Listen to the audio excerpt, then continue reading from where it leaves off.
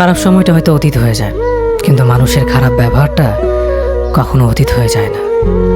শুধু নিজে থেকে কথা বলা বন্ধ করে দেখো, দেখবে অনেক আপনজন বড় হয়ে যাবে। আসলে কেউ আপন হয় না।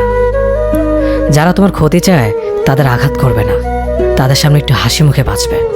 দেখবে তুমি আঘাত করলে যা কষ্ট পেত, ওরা তার থেকেও বেশি কষ্ট পাবে।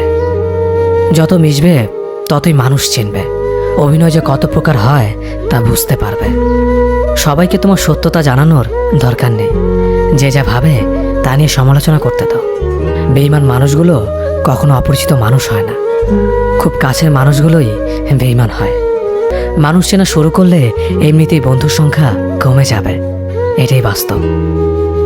3টি কথা মনে রাখবেন: যে তোমাকে সাহায্য করে তাকে কখনো ভুলে যেও না, যে তোমাকে ভালোবাসে তাকে কখনো ঘৃণা করো না, যে তোমাকে বিশ্বাস করে তাকে কখনো ঠকিও না। ধোঁকা একজনেই দেয়, কিন্তু বিশ্বাস সবার উপর থেকে উঠে যায়।